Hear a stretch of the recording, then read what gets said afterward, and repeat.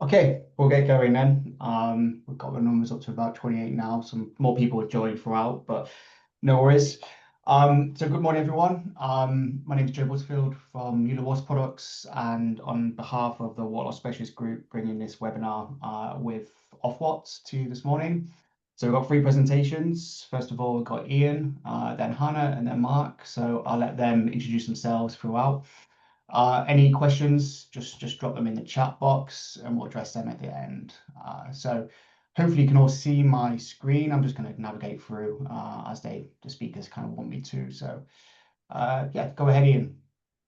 Thank you, Joe, and good morning, everyone, and thank you for the opportunity to present this morning. I'm Ian Pemberton. I'm a chartered civil and water engineer, and I've been with Ofwat for the last 10 years of what is now approaching a 35-year career.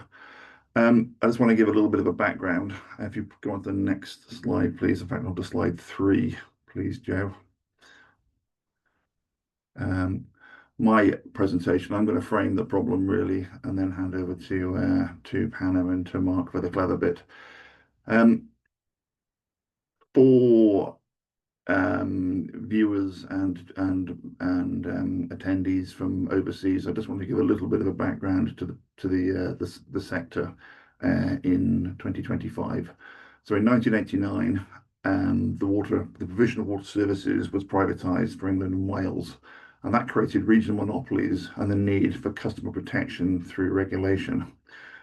Each of those monopolies was issued with a licence by the Secretary of State for the Environment to provide services, and as part of that privatisation in '89, Ofwat was created as the economic regulator. Our role is to ensure value for money through setting price limits every 5 years, and these 5-year periods are referred to asset management periods, or AMPs, AMPs. And each of the price reviews is referenced by a date, so the latest being a PR price review 24. So it's kind of important when we come to this presentation, we have a look at what the journey has been. Another function that Ofwat has is to ensure water companies protect and enhance the environment, and that we put customers at the heart of everything we do and ensure that companies are run with a clear public purpose. And as you'll see from Hannah and Mark's presentation, one of the other things we do is we look for innovative ways to tackle the challenges. So in terms of leakage, the journey really started back in 1980 with Report 26, a DWI presentation. And then in the first year of the AMP, Water UK and WRC published the seminal work, Managing Leakage. It's still on the shelf. My copy is still on the shelf behind me now, and I'm sure many people on the call will still have a copy. And it kind of hasn't changed an awful lot. And yes, there was a refresh in 2011, but broadly speaking, it was and still is a really good piece of work, a really good way of managing leakage. At the time, the real driver was the economic benefit. Basically, leakage was costing more than the water being lost. But that kind of need has sort of moved on a little bit through creation of environment.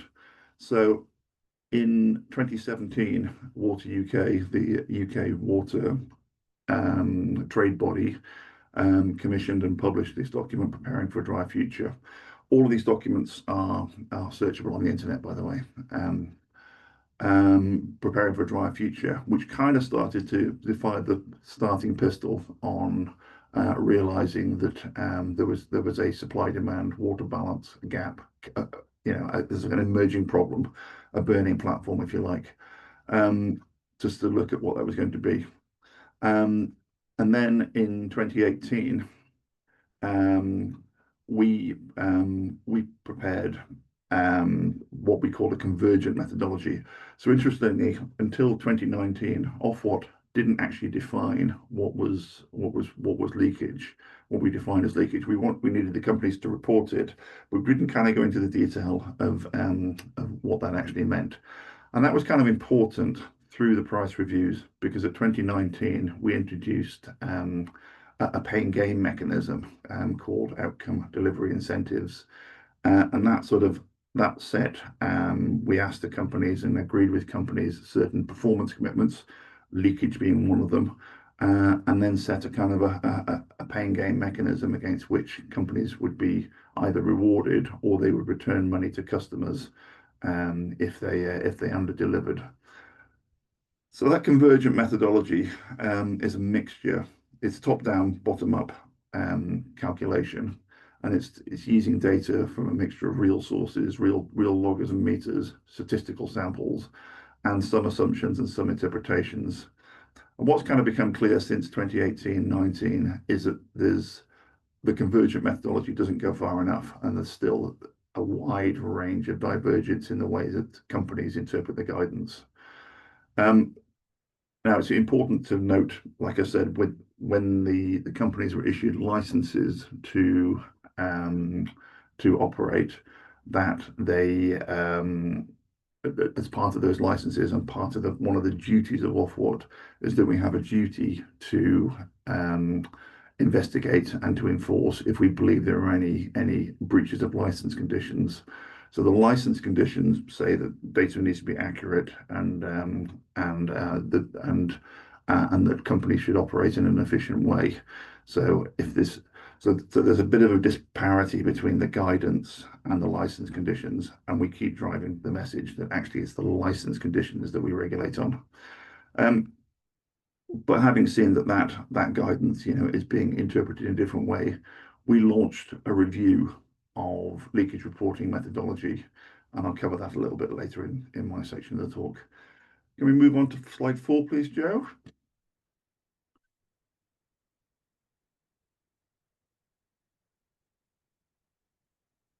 Thank you. So this really shows the state of the problem that came out of the preparing for a drier future. Basically, that by 2050, there's potentially a 4,000 megalitre water balance gap. The demand and would be larger than the supplies. So suggested that could be addressed through roughly thirds, 1,000 megs of leakage reduction, a certain amount of demand management, and obviously some new supply schemes as well, supply schemes and transfers. But leakage is going to be a significant component of that journey, and it's important that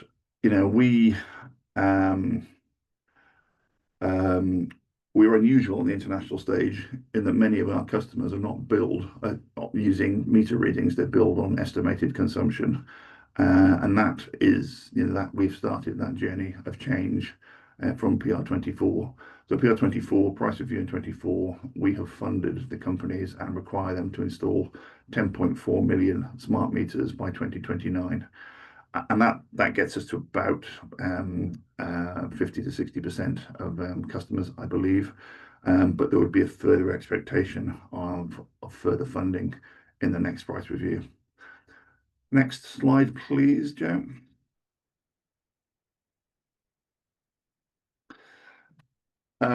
Many of us will have seen that slide before, which shows the kind of the journey from the early stages of the AMP and very quick delivery of leakage savings and achieving ELLs, and it being broadly static through the last 20 years, and obviously by setting these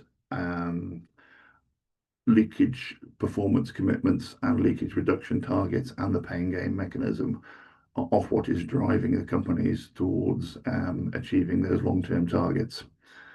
Next slide, please, Joe.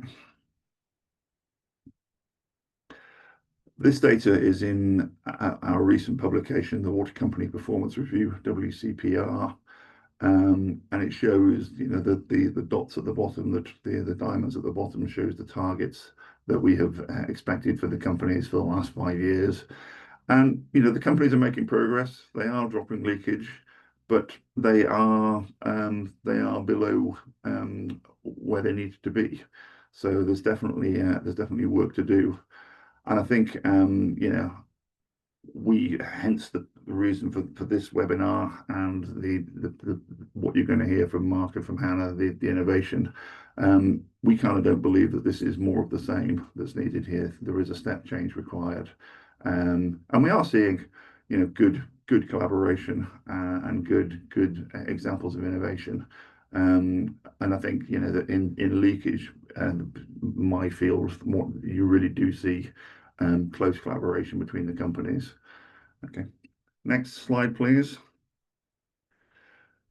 So the leakage project review that we launched in February of this year kind of started to look at 8 areas.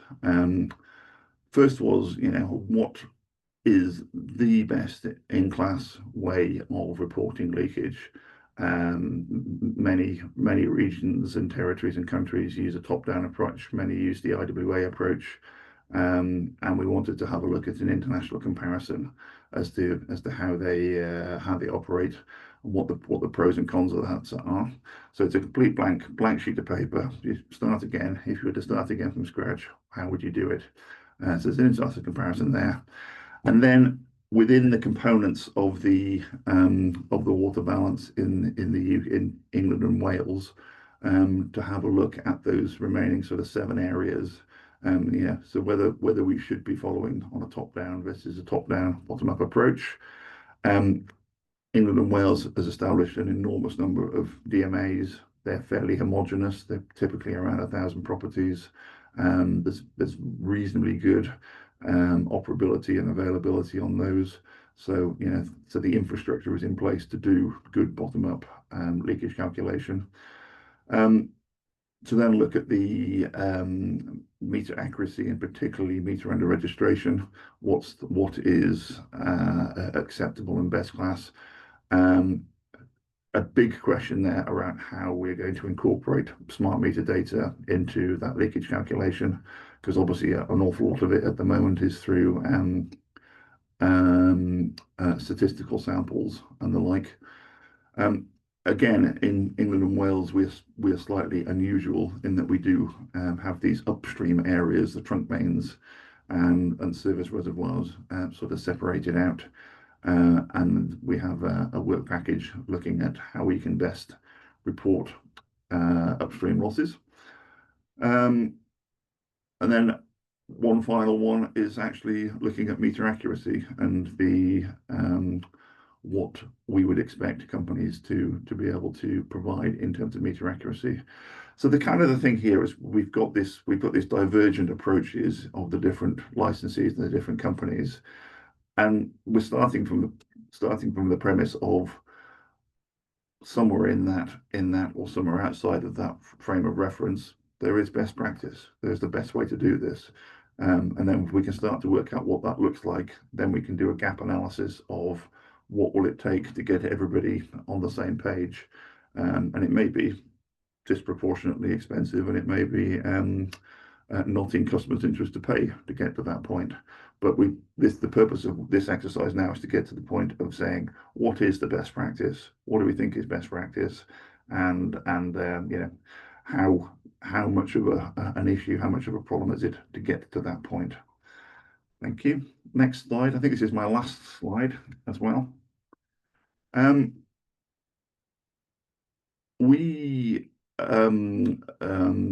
We're engaging with the sector, and the Water UK has a forum for leakage managers, and they have very kindly collated their views on the current methodology and the reason for the review. And we're pretty much on the same page. They think where they think the problems are, we think the problems are. Where they think there's areas to improve, we think there's areas to improve. So it's definitely not it's not a shocker what they have come back with. So I'll just take a couple of minutes just go through those before I hand over to Hannah. Water UK leakage managers, so this is the licensees in England and Wales. They do strongly support the top-down, bottom-up method. They do like the MLE, the maximum likelihood estimation process. I think there's an awful lot of devil in the detail with that MLE, and part of the review will be looking at sort of if we do stick with the top down, bottom up, we'll be looking at tightening those parameters. I guess I accept that there are arbitrary thresholds and figures, but it's a starting point, and we now need to go and create that. Water balance gap's a really interesting one. So water balance gap, for those who maybe don't know, is the difference between the top-down leakage and the bottom-up leakage. And it all kind of worked until COVID. Everything was getting nice and smooth, and then COVID. And then obviously the consumption patterns changed, and the water balance gaps just went out of the window.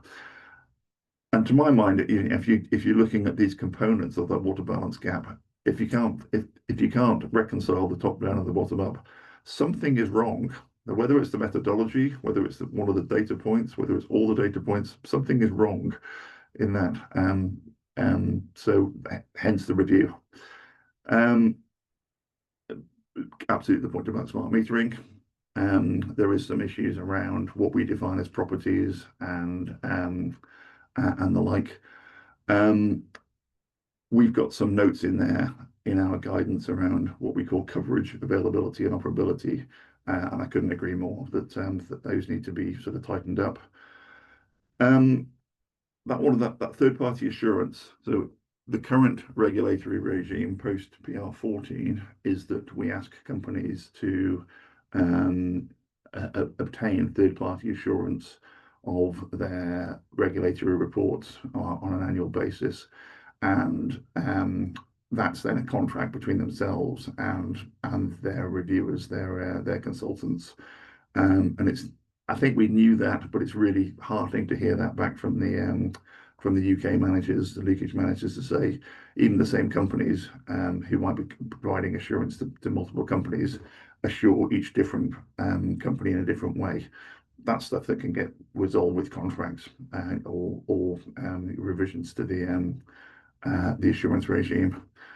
And then I think the last one was leakage is not just in a vacuum. It's part of the water balance, so that PCC and business demand and all of those do have a massive interaction, and that the way that the incentive mechanisms work potentially creates confusion. It creates the potential for water to be accounted for in different ways, and that to have knock-on impacts both for their performance and their delivery mechanisms. So that's a bit of a summary of where we've got to. I think I now hand over to Hannah, and I'll take any questions at the end. Thank you.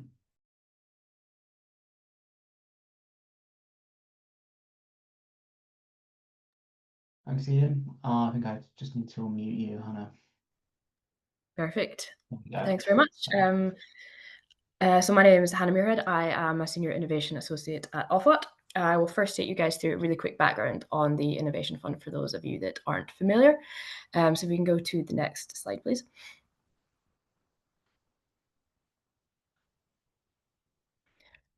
So some research in the run-up to the 2019 Ofwat price review found that water companies hadn't fully developed the culture and mechanisms required for effective innovation. There wasn't a whole lot of collaboration going on. There was limited sharing of ideas and knowledge, and innovation just wasn't happening organically to the extent that was needed to tackle the sector's big challenges, and for that sort of step change that was required that Ian mentioned in his part. So some incentives for innovation were introduced in PR19, and one of those was the Innovation Fund. So it's a £600 million fund over 10 years to stimulate innovation in the water sector, with the central objective being to enable the sector through innovation to better meet the needs of and create long-term value for customers, communities, and the environment. We've got three main aims that sit underneath that, as you can see here. The first is to support innovative solutions and the concepts themselves. So that's the actual innovation project. The second is capacity building, so growing the capacity of the sector to innovate. And the third is that sort of culture change piece, so embedding a culture that values and supports innovation and just generally sees why it's so essential for the water sector to be innovating. So it's not just about funding projects. It's a big part of what we do, but also it's everything that sits around that that will hopefully come together and lead to a water sector that has a thriving and sustainable innovation ecosystem. But we do fund projects. So as of June 2025, we've awarded over £200 million to 109 projects. And if we go to the next slide, I can take you through some of the leakage ones. So we've got 5 projects that are leakage specific. So these are projects where the primary outcome is reduced leakage. So I've put them up here for you just really quickly. We've got Designer Liner, Dark Fiber, the National Leakage Research and Test Centre, No Dig Leak Repair, and Managing Background Leakage. So all of them doing very different things to combat leakage. We've got detection, we've got pipelining, we've got sandboxing and research, modular repairs.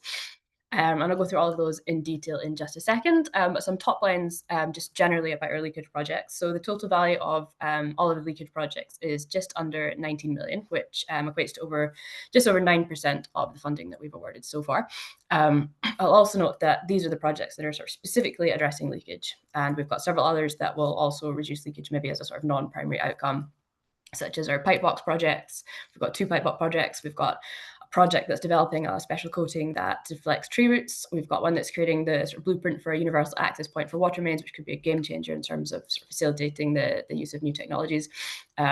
Several projects using data and AI to give us better insights into what's going on in water networks, and all of those will address leakage also. We've got a really diverse range of projects, as I said, 109 in total, and several of these will contribute to reducing leakage down the line in some capacity, even if it's not the sort of primary objective or the project doesn't have leakage in the title. If we can go to the next slide, I've just thrown that in there to give you a bit of an idea of this breadth. So we're really covering all the elements in the water cycle, from rivers and catchments all the way down to resource recovery and circularity. So we've got projects in all of those areas. Onto our 5 leakage projects that I'll go through in a bit more detail. So next slide, please. We might have to skip 2 ahead because I've put little beautiful pictures to illustrate the projects. So Designer Liner. So this is a project led by Yorkshire Water, who estimated that it would cost £600 million per year to replace just 1% of their pipe network. And to actually reduce leakage meaningfully would require a lot more than that 1%. So they looked into pipelining, which they find to be 50% cheaper than pipe replacement. Plus, it generates less carbon, it causes less disruption for customers and the public, and it's also safer for those carrying out the repairs. So several benefits there. The project got funding from 2 rounds of the Innovation Fund. First up, it got 170k for the first phase, which involved scoping out examples and current projects from around the world to identify existing pipelining solutions that might have the potential to be rolled out in the UK. They found no suitable solution in existence.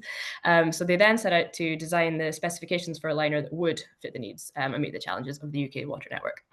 They successfully did this, and then they came back for another round of funding. This time they received over £3 million to develop that specification into a product that can then be taken forward by the UK water industry. And at the same time, overcoming some of the technical, regulatory, financial, and market barriers that there are to lining solutions. And while the case is growing for lining to be part of the sort of suite of solutions available to water companies to reduce leakage, and the benefits are very clear, barriers still do exist to this, particularly on the sort of regulation side.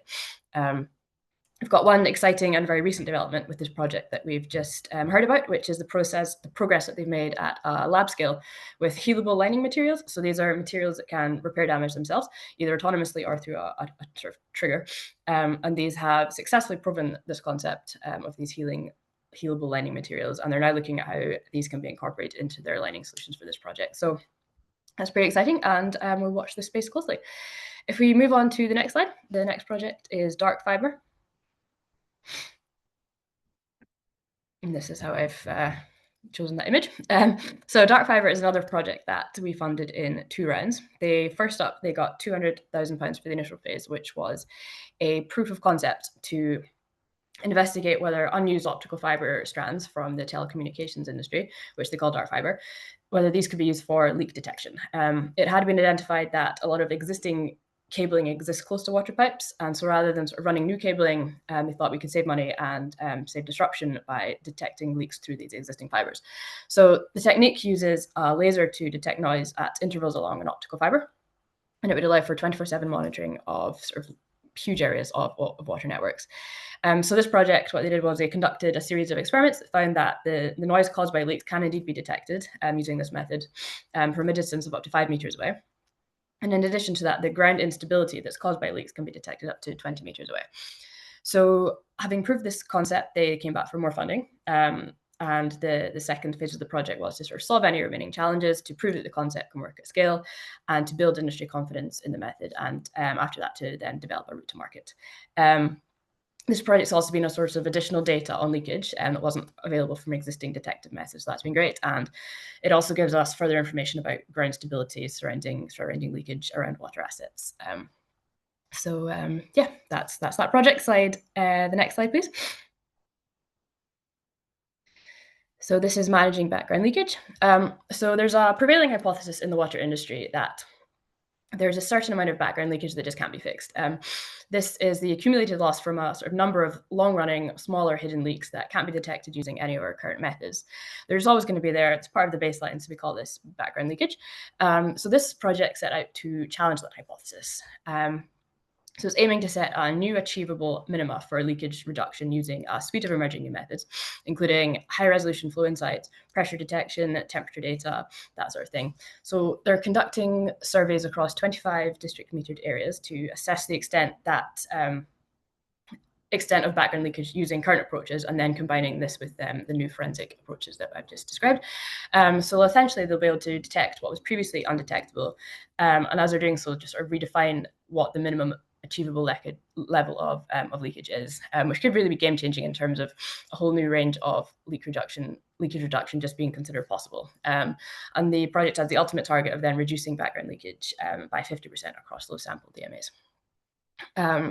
Next slide, please. So the next project is the National Leakage Research and Test Centre, or NLRTC, which is only moderately easier to say or remember.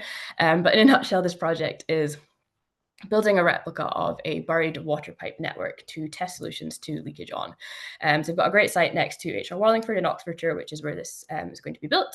It's met all the standards required to house such a centre. We've all been to see it, looks great. It's going to be 5 kilometres of pipe fitted into the single accessible site that will replicate a live water network.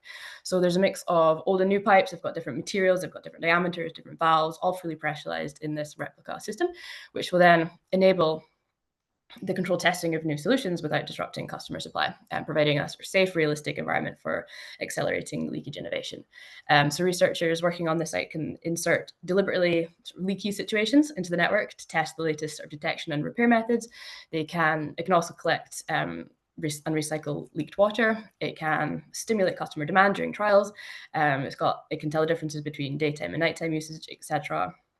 There's also a variety of usage access points along the length of it where researchers can easily get in and do tests, which they wouldn't be able to do on a regular network. The facility will also issue performance certifications for technologies that are tested there, and it will offer training opportunities for water companies, the supply chain, and sort of other sector innovators. So if you look at the partner list at the bottom there's several water companies on board, as well as sort of Irish Water, Northern Irish Water, which I think sort of underlines just how much this is recognised by many as a sort of step forward in responding to leakage, and just sort of as an enabler of and a sandbox for innovation in this leakage space. And I think I've got one more project to share with you guys, which is No Dig Leak Repair, which really does what it says on the tin. It is a project led by Thames Water to develop and validate no-dig technologies for the repair of underground pipes. So you don't have to excavate for all the reasons that we've already discussed: expense, disruption, carbon emissions, safety.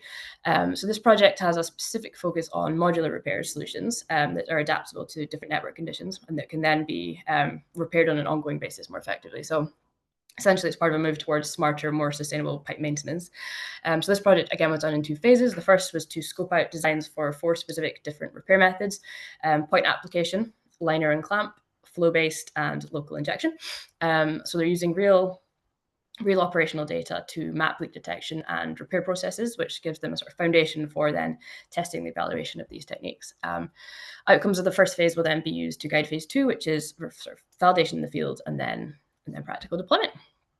And those were the 5 projects I wanted to focus on today. It was a whistle-stop tour of those leakage projects, 5 different innovative new solutions to address this critical issue. And I will now pass you on to Mark Hannes, who will tell you about how we go beyond piloting new ideas to supporting implementation and rollout across the sector. On to you.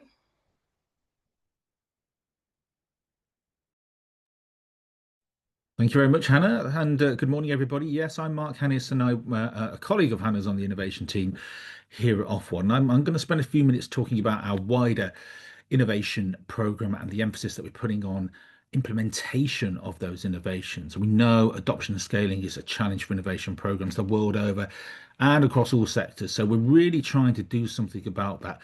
And I'm really interested at the end of this to hear your views on whether or not our approach, which I will describe shortly, sounds about right. So do have a think about your questions a little bit later. Next slide, please. But first, I'm going to just explain a bit about how we're expanding our program to support the wider innovation ecosystem in England and Wales. There it is. So you've heard a little bit about some of our projects today. They've all come out of our Water Breakthrough Challenge competition, which is the one at the top there. That's our water company-led competition. It's an open call for innovations. We do not prescribe what sort of things we want to see through that competition, large sums of money available. That'll be £50 million a year for the next 5 years. So a good amount to go out there. The other thing that we've done in the past 5 years and will continue to do is our Water Discovery Challenge, which is our innovator-led competition. Again, this is an open call for any useful information that there may be out there. A little more modest funding on this one, but it also comes with water company mentoring and business development support. And they've been our two sort of legacy competitions, I guess, in the previous 5 years.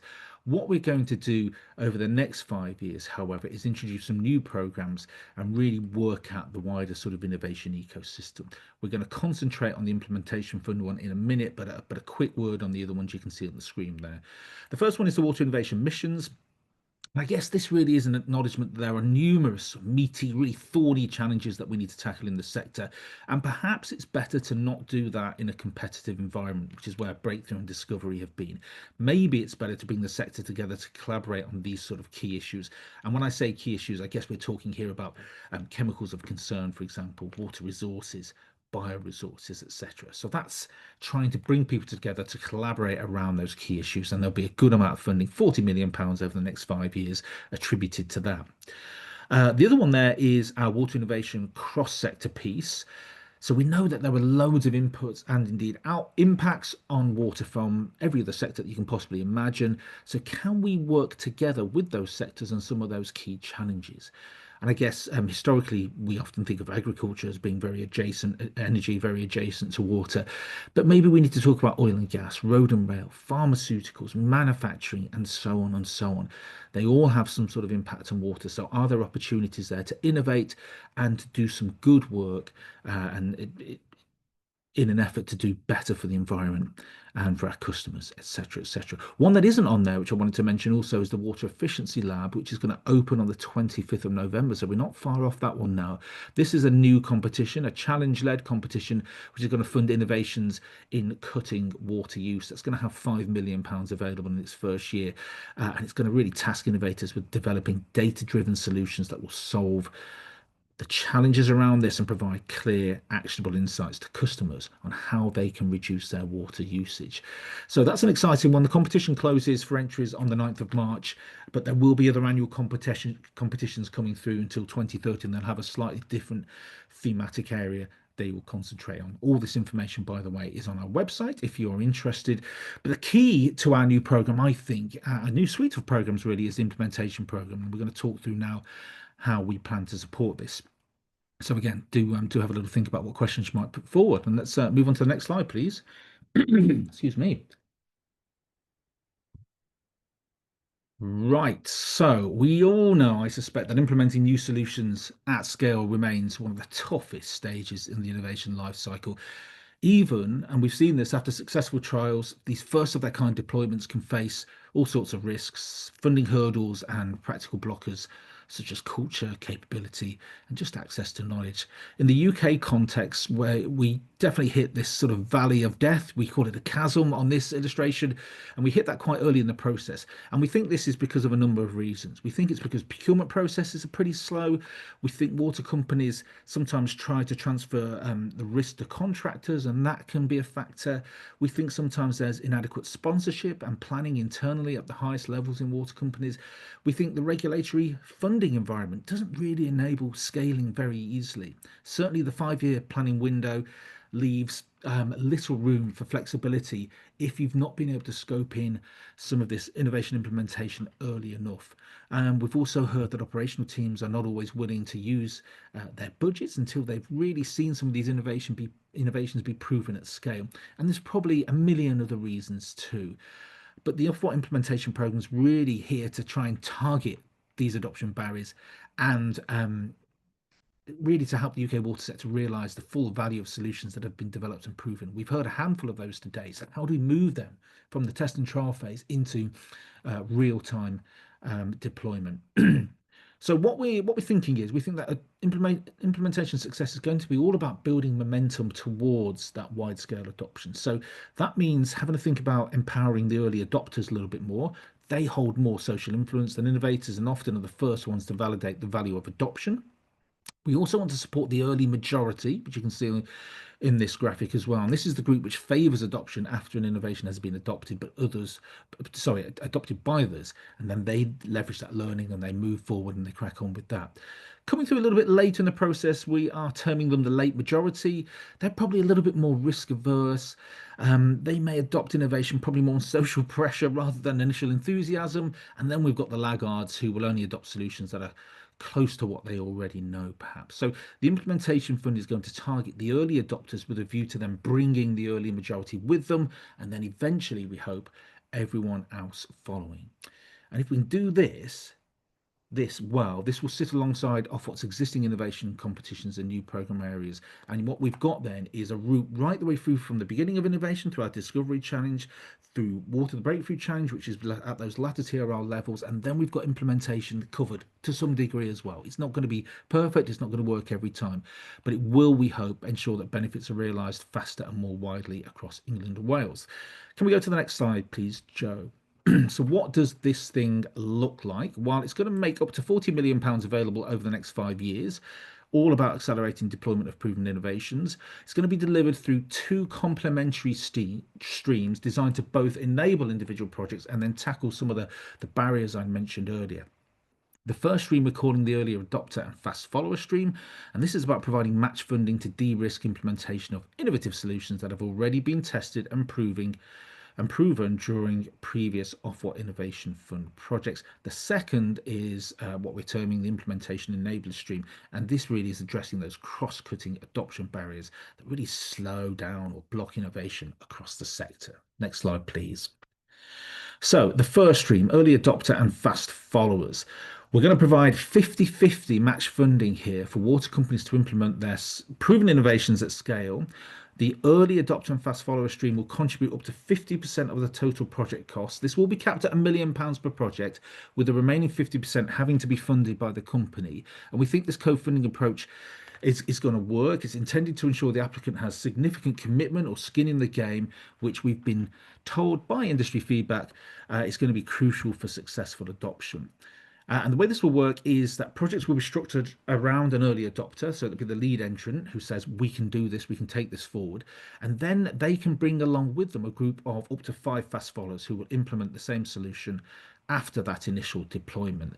In order to get that funding, get that award, at least 2 fast followers must opt into this. So you can have a maximum of 5, but we want to see at least 2 in order to implement the solution. And this ensures we think that every project is relevant across multiple companies and that the plan for implementation is genuinely replicable across the sector. And then the early adopter will complete that first implementation. They'll share the knowledge, the lessons learned, etc., with those fast followers in their little grouping. And they will then be expected to implement the same solution in their own organizations, and they will get match funding to do that as well. Next slide, please. So this is the implementation enabler stream.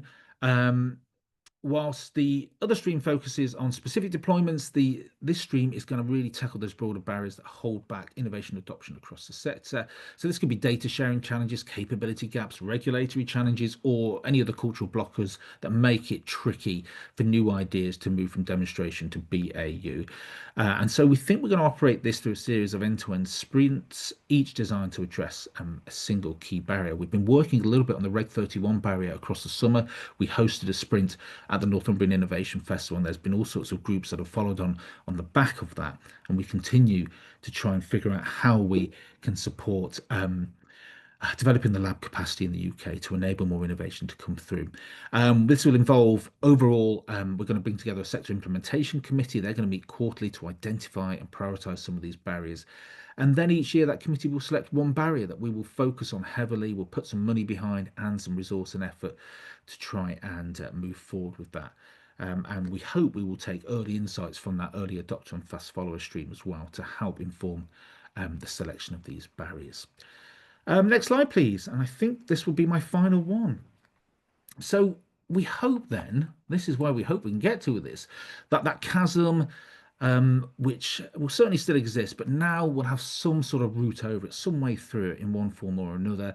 And we really think that by bridging the short-term funding gap, by reducing the risk associated with the implementation, the programme will be able to demonstrate the value of that implementation so that others, with or without the support of the fund, will be quicker to follow in adopting and scaling these solutions.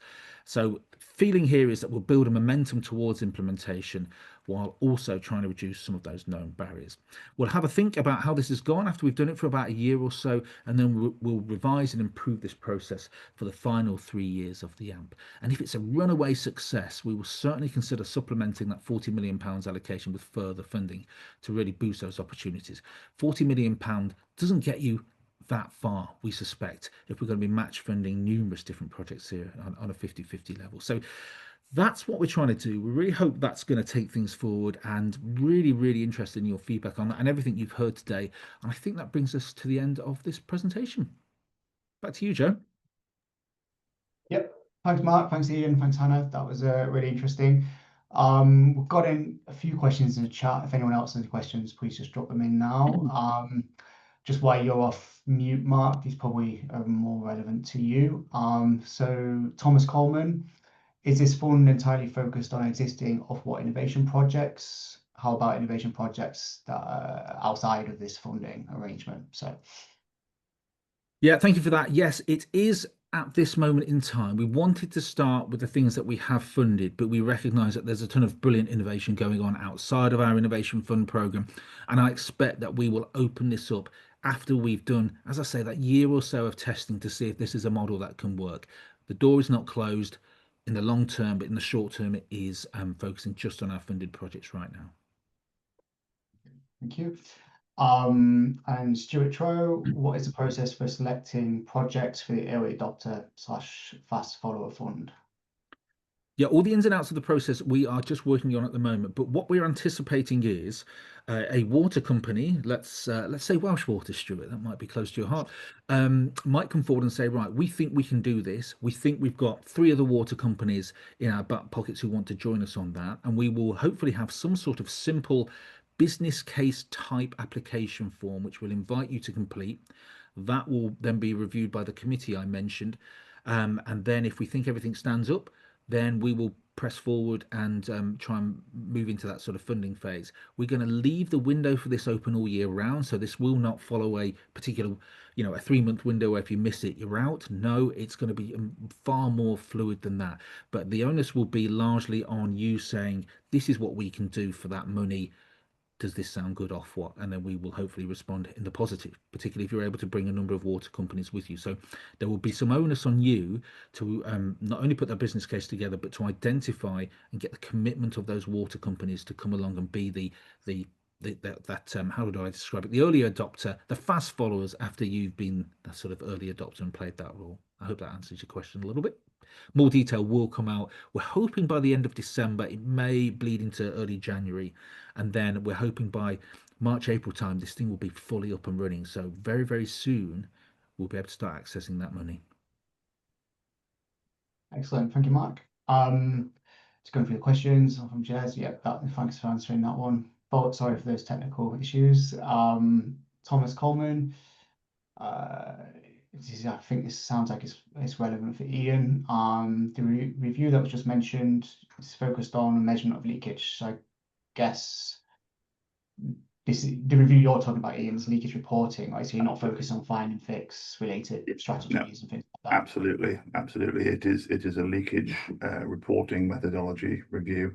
we monitor the performance through the annual reports, and the targets are set through the performance commitments at each of the AMPs. But yeah, this review now is just looking at the methodology for reporting.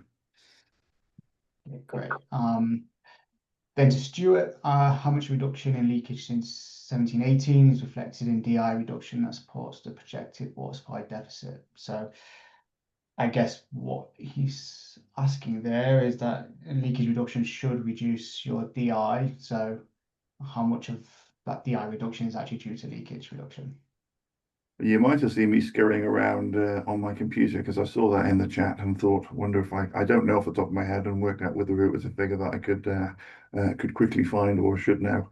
And the answer is I don't know, I'm afraid, Stuart. But yeah, you're absolutely right. There will be some contribution of the leakage reductions to date, which has lowered the DI figure as well. But no, off the top of my head, don't know, I'm afraid. Yeah, so back to Thomas again. I think it's a bit of a theme here, Stuart and Thomas. Can we challenge the decision to only allow existing innovation projects to be allowed to access the funding? So that's for Mark.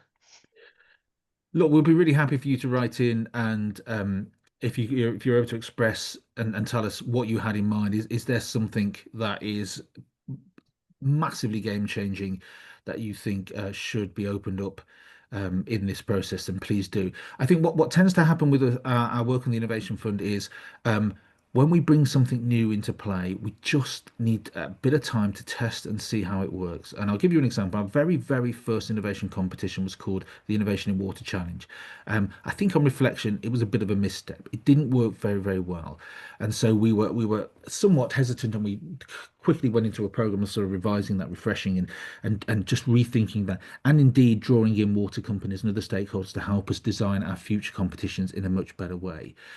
So there's always a bit of concern that there's going to be some teething issues, and I think from that sort of comfort level point of view at Ofwat, I think if we are able to then work with some of the projects we are more intimately familiar with, I think that would be fine.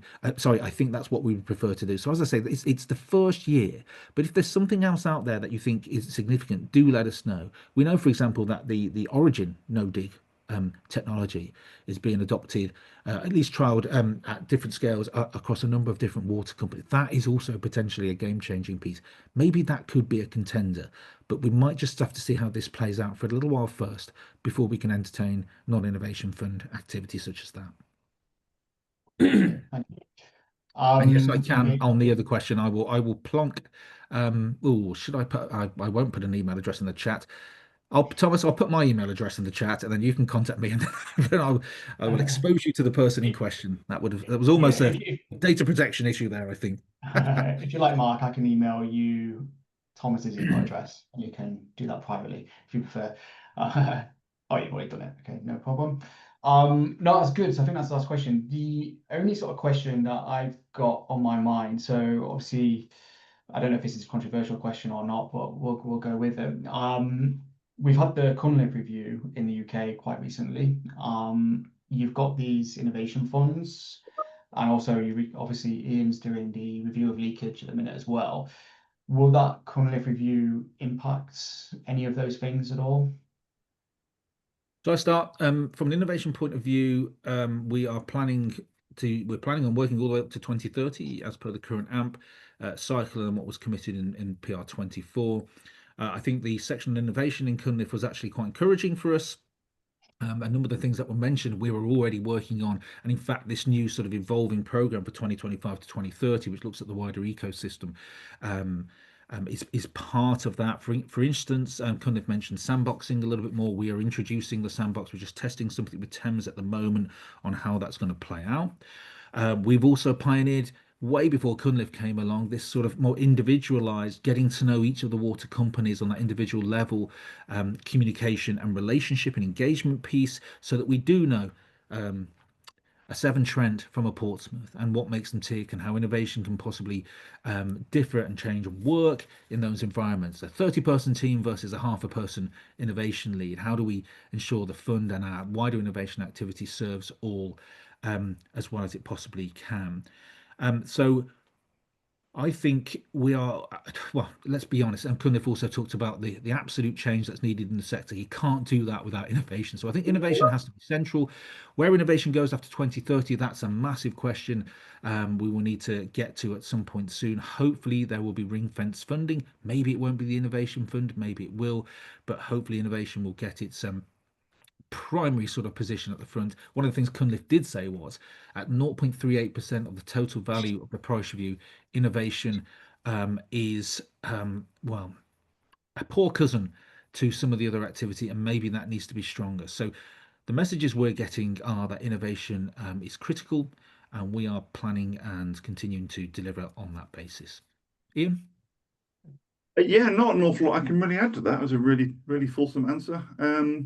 I think that leakage is not going to go away. It's not going to. It's not going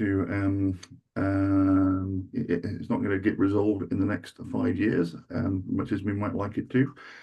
We can't kind of predict what will happen as a result of the IWC and any sort of position statement that we get from DEFRA very shortly.